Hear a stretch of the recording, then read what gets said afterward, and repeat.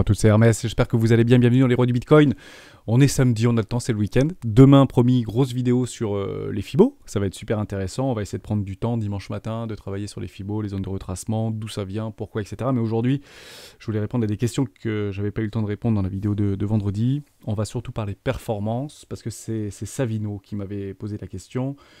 Grosso modo, est-ce que tu pourrais nous parler un petit peu de l'évolution de ton capital par rapport à ce précédent cycle, etc. Est-ce que c'est vraiment intéressant, la stratégie des 4 rois? En fait, qu'est-ce que tu attends en gros? En fait, moi, qu'est-ce que j'attends? Si tu veux, je pense que c'est ça ta question, par rapport à cette stratégie et quels sont mes objectifs en fait de prix, à la fois des ras de carreau, à la fois des ras de cœur, etc. Et comment je me vois dans 10 ans. Je vais vous raconter ça aujourd'hui. On parlera un petit peu du Bitcoin, on parlera un petit peu de quelques cryptos, on parlera aussi de XMF, hein, c'est informatique, c'est Infopratique qui m'avait demandé de parler de ces petites cryptos qui viennent d'arriver, qui peut être intéressant. On va essayer d'y répondre. Et si d'autres choses me viennent, on en parlera. On parlera aussi order flow, order book, etc. Et on voit un petit peu les sentiments de marché. C'est toujours intéressant le week-end de parler du sentiment de marché. On commence maintenant. Mais avant de commencer, je vous invite bien sûr à rejoindre le Discord des rois du marché. On a dépassé les 1000 membres actuellement.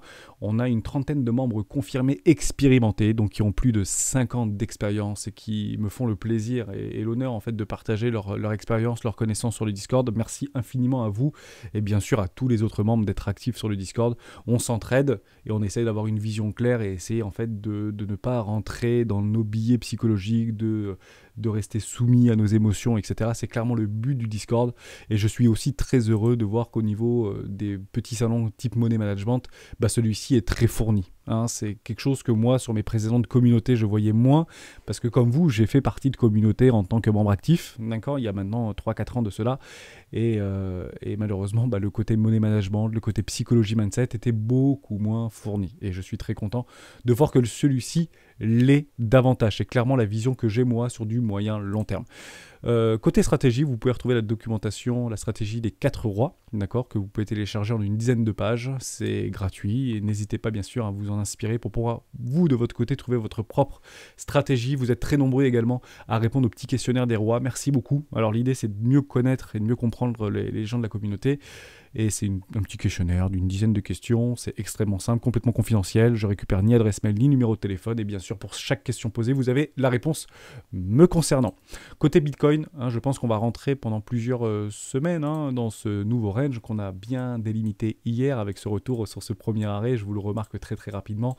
Je pense que ça va peu bouger ce week-end. Peut-être une petite chasse à la liquidité tant que je vous parle, parce que je tourne cette vidéo hier. Donc peut-être que ça va aller chercher encore des pics de liquidité s'il y a un peu trop de levier d'achat, trop de personnes qui ont acheté ce dip, c'est pas du tout à exclure, voire remonter très fortement dans notre précédent range, et pourquoi pas, on n'est pas du tout à l'abri de revoir de nouveaux plus hauts, et pourquoi pas retourner cette dynamique en daily sur du long terme, sur du court terme, pardon, très important, dynamique long terme, toujours bullish, aucun problème, ça je le répéterai jamais assez. Qu'est-ce que j'aimerais voir pour retourner ce marché? C'est très simple, une énorme structure de retournement long terme, en double top M en weekly. Pour l'instant, on n'y est pas du tout. Ok, ça c'est très important. Également, Conialise, je trouvais ça très intéressant.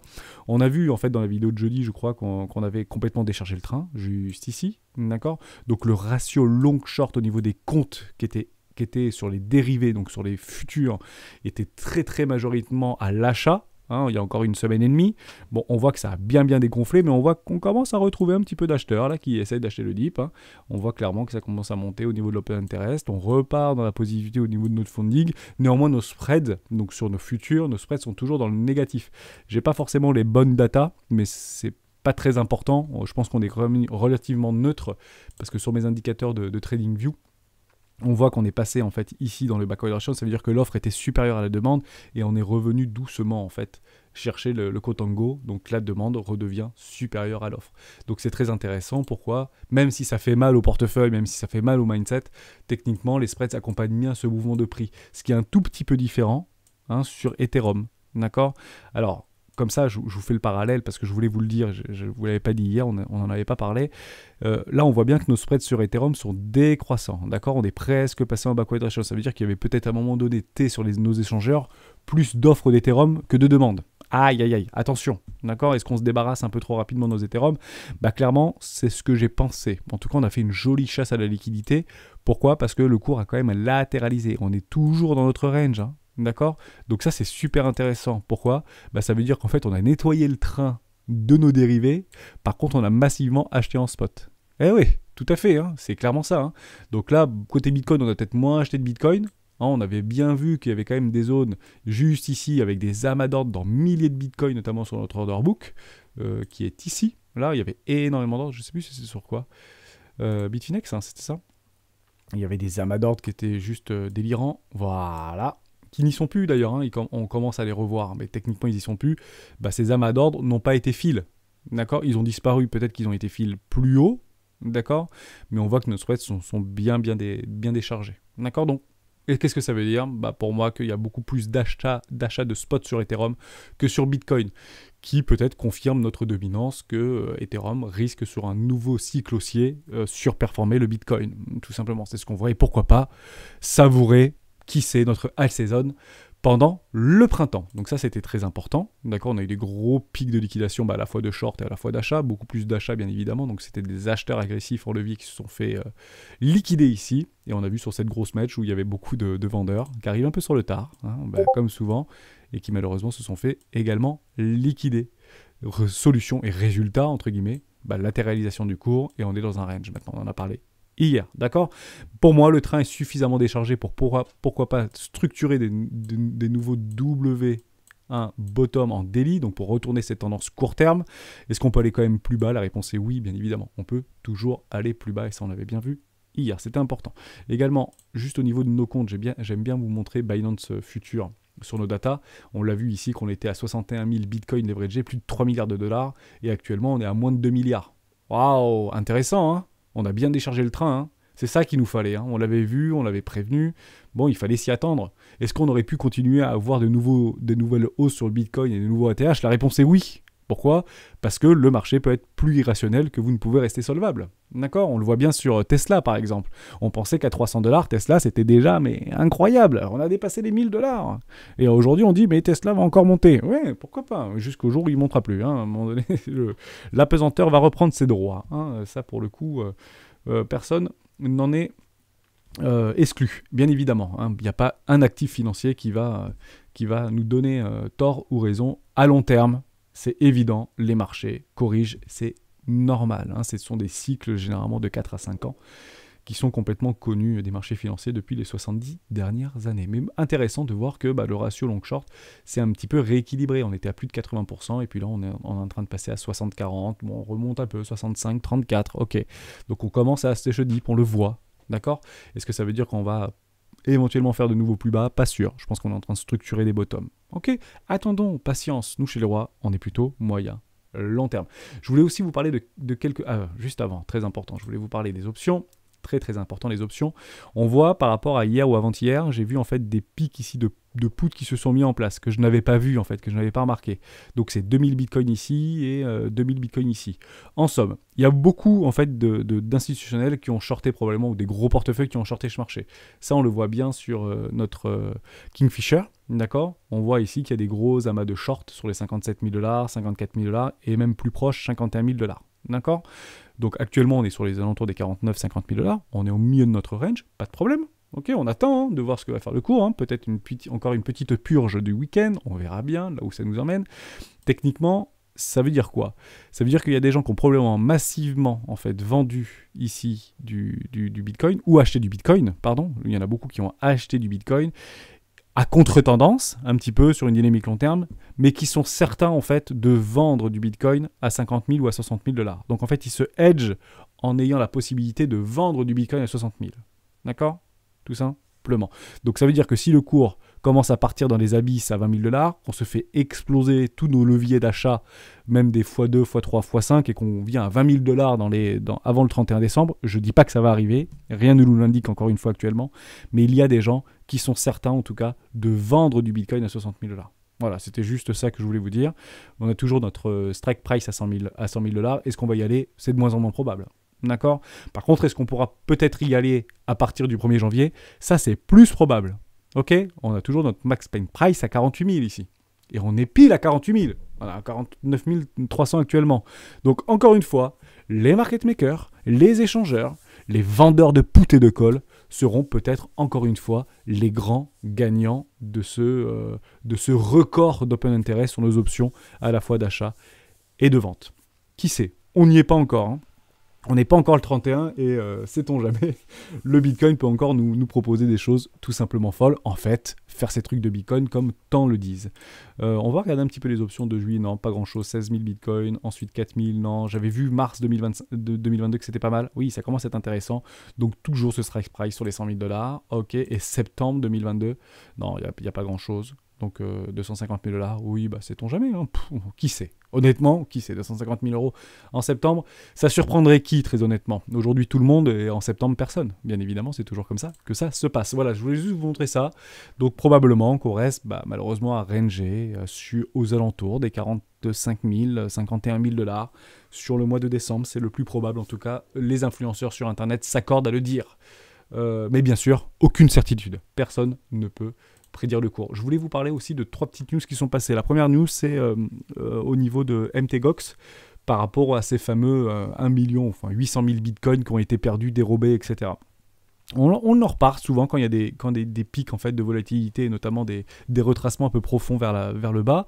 On reparle, oui, mais c'est peut-être dû à ça, c'est peut-être dû à ça. Bon, on va pas se mentir, les mecs qui ont volé 1 million de bitcoins à l'époque, ils vont pas les vendre tout de suite et c'est très difficile de les vendre. Mettez-vous à leur place, partez du principe que si vous avez braqué une banque et que vous avez récupéré, ou un fourgon blindé, je ne le conseille bien évidemment, mais juste pour vous mettre en perspective, c'est pas évident en fait de laguer vos billets, d'accord?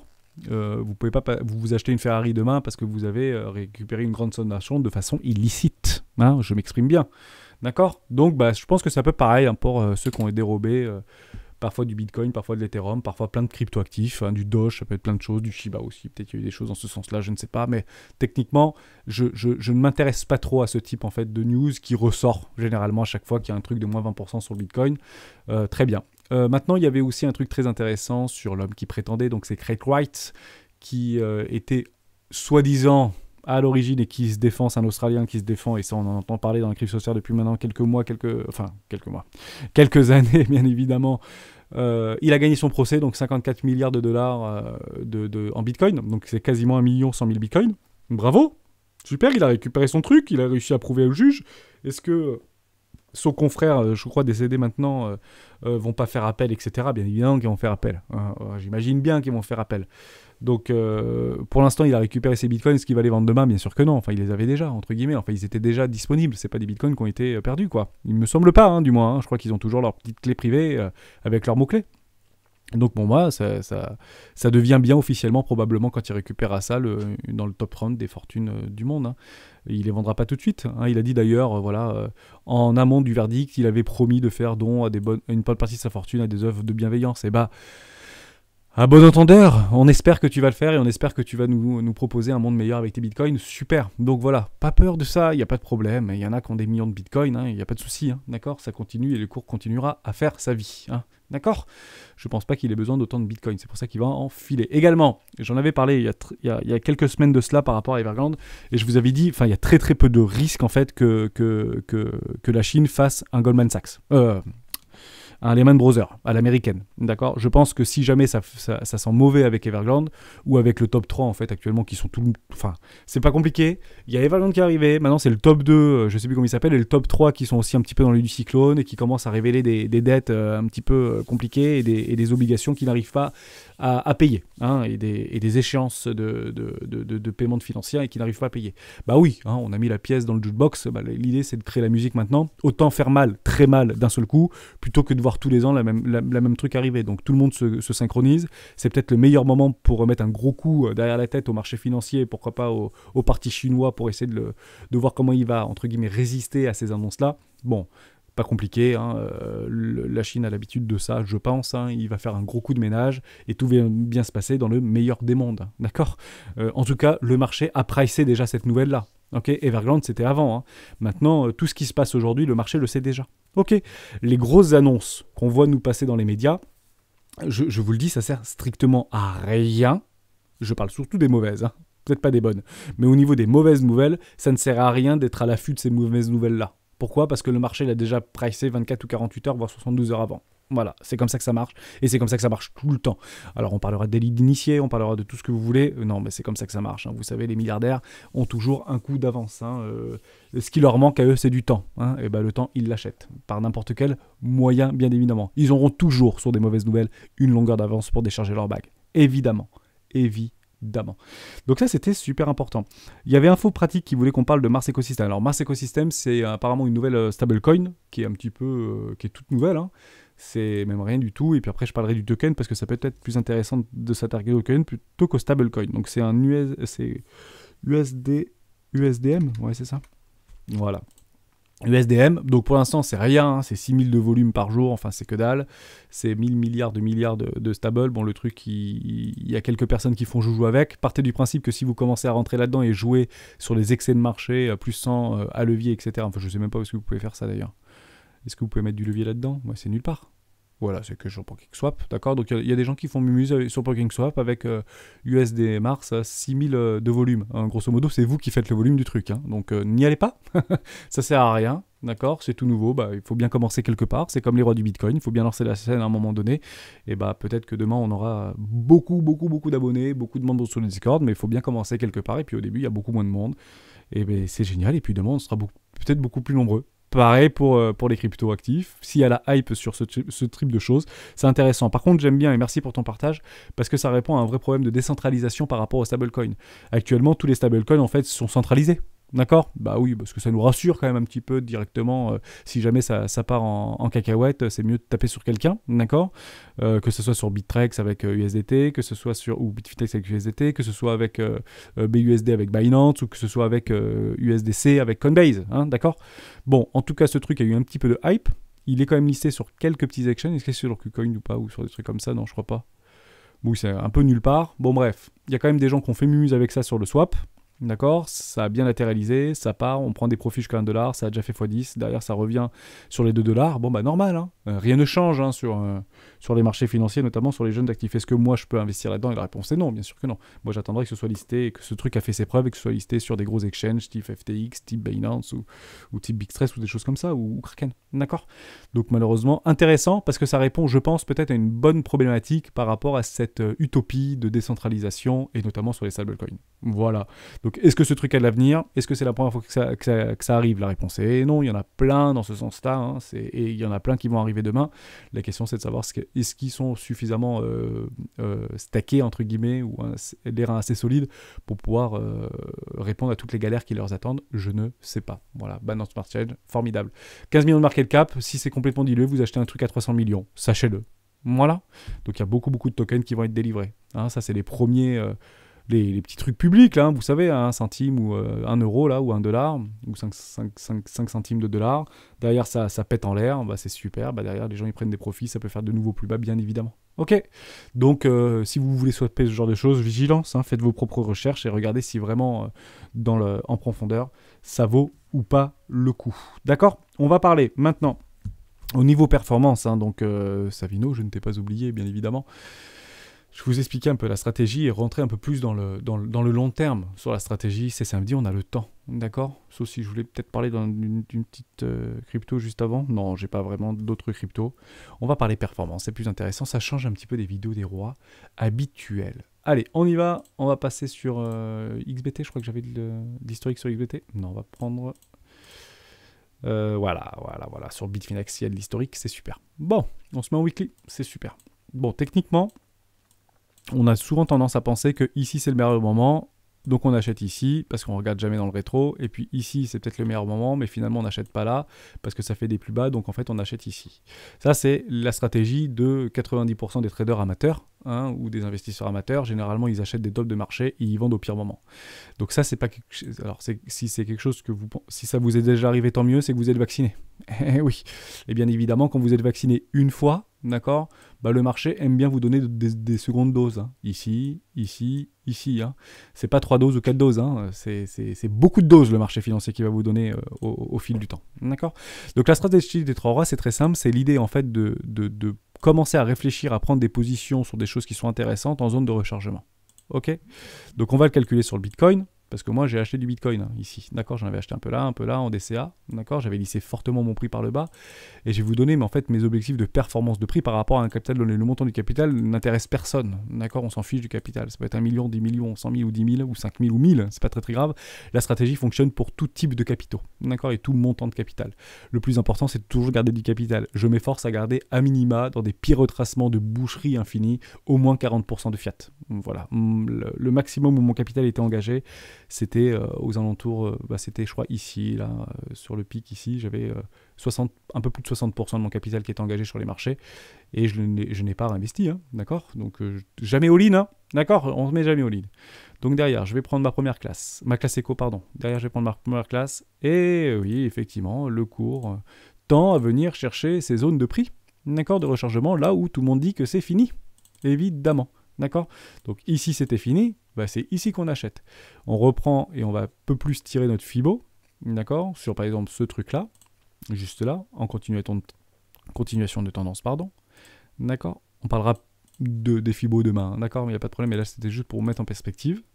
Ici, hein, dans ma classe éco, et ça vient mécher. Dans ma première classe, bien évidemment. La question est de savoir, est-ce que ça va se reproduire? La réponse est oui, je vous préviens tout de suite. Évidemment que Bitcoin reviendra tout au tard dans une classe éco à minima. C'est juste certain. Je l'avais fait dans une vidéo. Hein, vous prenez tout ce que vous voulez. Bitcoin à 100 000, hein, d'accord, on va y aller, Bitcoin à 100 000. Donc si Bitcoin décide un top de marché, on le saura d'ici là, et j'espère qu'il nous donnera l'occasion d'aller chercher un top de marché avec une jolie structure en M, d'accord, il est probable que Bitcoin revienne chercher ici, donc moins cher qu'actuellement. D'accord. Et moi, je rachèterai ici.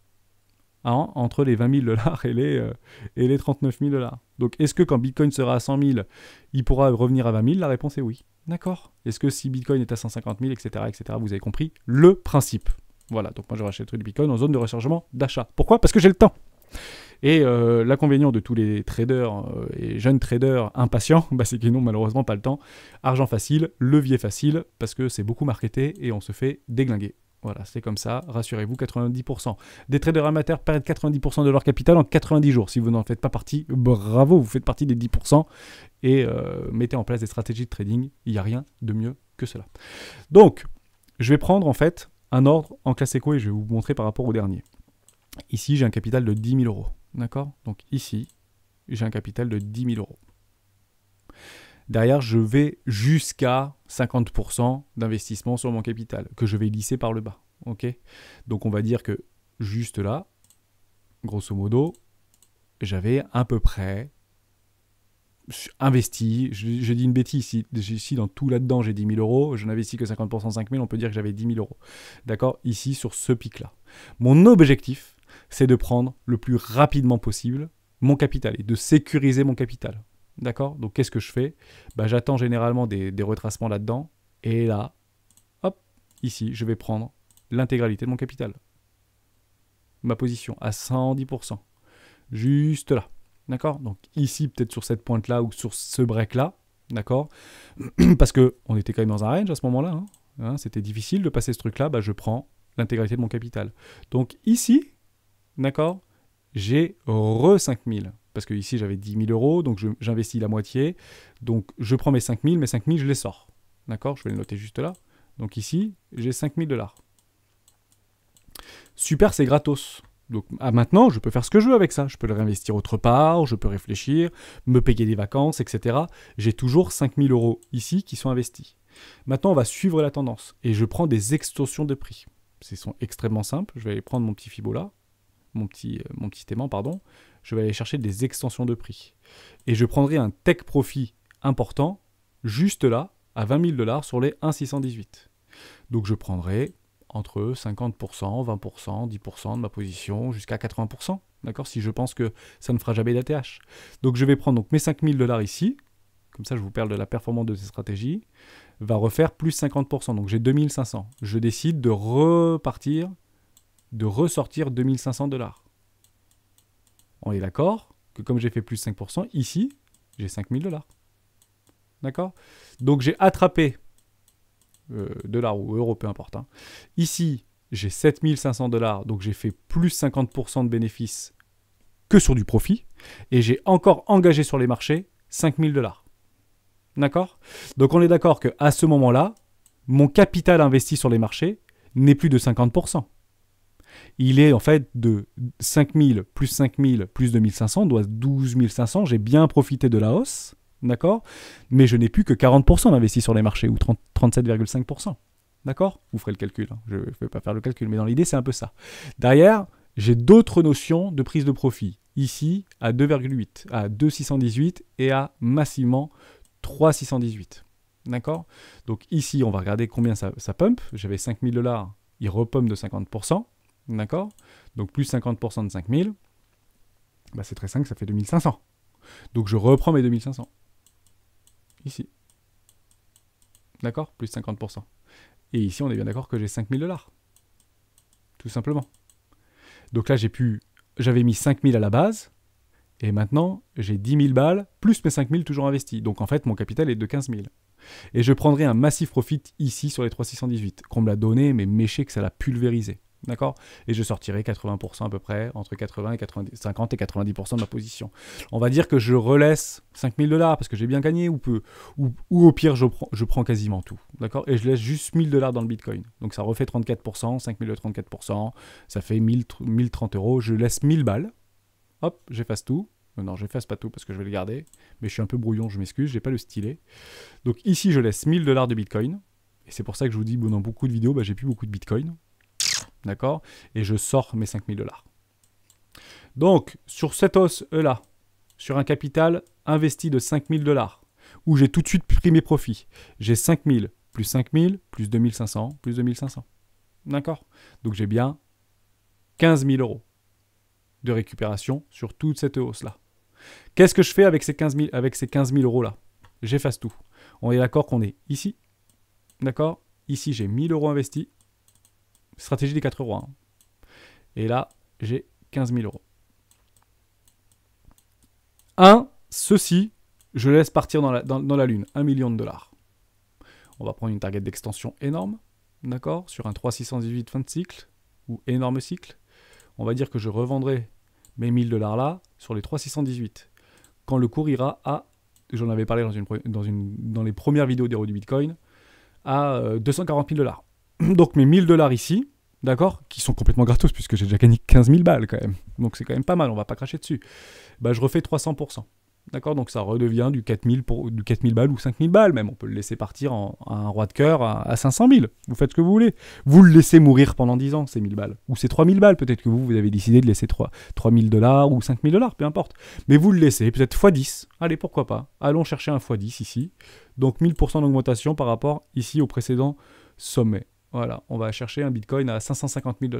Donc, on est d'accord que vos 1000 $ se sont transformés en 10 000 $, mais ils sont complètement gratos, ça représente rien en fait de votre capital. Ok. Par contre, qu'est-ce qu'on en fait des 15 000 $ là? Bah, pas compliqué. J'ai mes 1000 $ ou mes 3000 $ qui partent, et je vais aller chercher de nouvelles zones de rechargement.